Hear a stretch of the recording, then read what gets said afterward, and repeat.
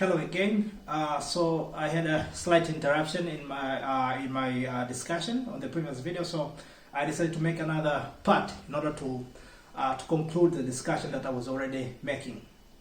Okay. Lastly, I think I was giving remarks on the comments by Napoleon Hill, and I stated that Napoleon Hill has mentioned in his book Think and Grow Rich that there is no such thing as the miracle.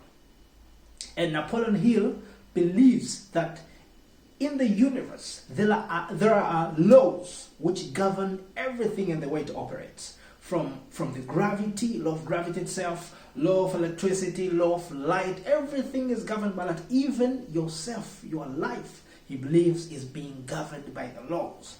And when we come now to the matter of achieving things, he says that you can think about something and actually achieve it regardless of how big that thing can be, because as long as you incorporate some related laws that can help you achieve what you can achieve. In order to understand these laws, he has discussed about 13 laws of success. And actually the book is really nice. We have read it in part of our reading program, as LQP Community Network Books Reading Program, and I would recommend you to get some time to read it.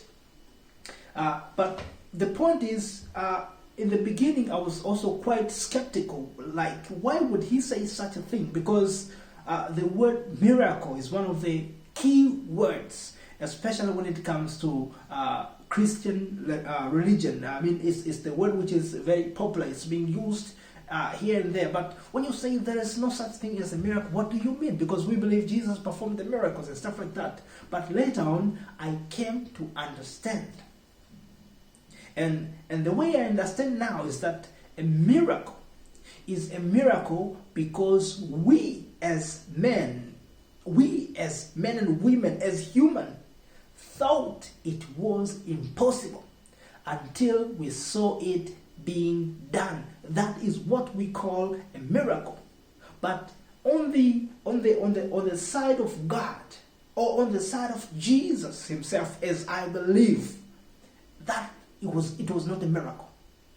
And the reason is that, as Napoleon Hill said, everything was created to obey the laws. There are governing laws which must be followed. And I think even during the creation, I think God created a man and a woman in their perfection, in their most perfected status. And I think maybe what brings trouble now is after he decided to give us the free will, because he said that let us make a man in our own image.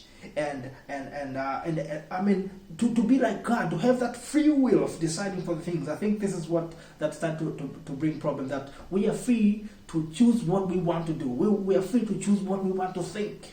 And I think that is where the problem came. But he made every human being in his own perfection. That means he didn't give you a half ability to do a little, and then when you want more, then you have to pray, and then he gives you more. I don't think he does that. But what happens is that with limited faith, now you can refer to those three words I gave you. We have the belief that you just understand and believe on the statement. We have the trust that you have to understand the promises and believe in them. And we have the hope. You have to understand the possibility of fulfillment of the promise. Now, depending on the level of understanding of these three items, will open the door in that respective measure in the achievement. So you will get results depending on this window. That's why Jesus himself says, without faith you can never do anything. And actually there's another statement in the Bible which says that without faith it's impossible to please God. Why is it impossible? If it was just an anointing power which only few people can get, why would God be so angry to those who lack faith? But you come to understand that if faith is based on understanding and attitude, even you yourself, you can get angry at your children if they don't listen to what you are saying. If you tell your child, please, tomorrow go to school and tell a teacher that I am coming next week, but the child says, no, I'm not going to tell my teacher that. You have to come. You are going to get mad, like, why are you not listening to what I'm saying? Why? And that is faith. That is an attitude which a child can display when you instruct a child to go to the kitchen and pick something that it's on the cupboard. You can just open the door and then you will sit on the left, but the child says, no, it's not there. You can get angry, and the same thing happens. So faith is entirely based on understanding. So getting back to the miracle is that they are just laws. But we know only the limited amount. That's why you are being insisted that you have to read the books. You have to read the books, even including the Bible itself. For me, now I've come to understand that the Bible is not just a religious book. The Bible is the book of laws. It's the book of philosophy. It's the book of, it's astonishing.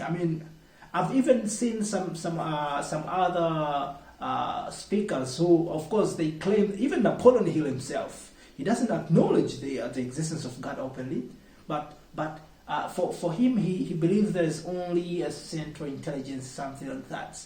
But he cannot afford to do his work without quoting the statements from the Bible, from even Think itself, because even this Think and Grow Rich, if you dig deep enough, then you are going to realize that he took it from the book of Proverbs. I don't remember which verse was that, but it says, as a man thinketh in his heart, so is he. He will tell you, eat this and that thing, and you might think maybe he's with you, but in his heart he's somewhere else. And it's from this statement which many inspirational books, they are based on this verse as well. So that was the point. So to conclude the matter is that you already possess the ability which goes beyond what you can think or imagine.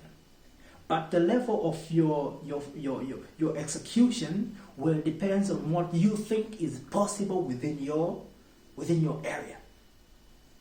And to make it more vividly is that faith does not make anything happen. You don't lift a bicycle by faith. You don't pass your exam by faith. Faith does not make anything happen. Faith is just an attitude. You make things happen. Faith only gives you a choice. So you're being presented with many options, but which option you choose depends on your understanding and attitude, which is what I define as faith. So if you understand about option A and you have an attitude positive towards this one, then that is where your faith is. And then you're going to make an action. So for example, I gave you an example in the other video that if your friend says there's something on your head, take it off. It's not your faith in him which lifted your hand and take it off. No, it wasn't that.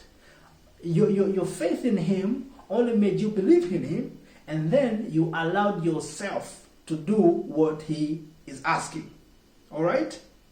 So the same thing in many other areas. We are able to do such big things, but in order for us to do it, we have to be able to simply understand and then do it. So faith only makes you choose the left or the right, and then you get now to display, get now to employ the abilities that are stuffed in you. Once again, there is another verse now. I don't remember where this verse come from,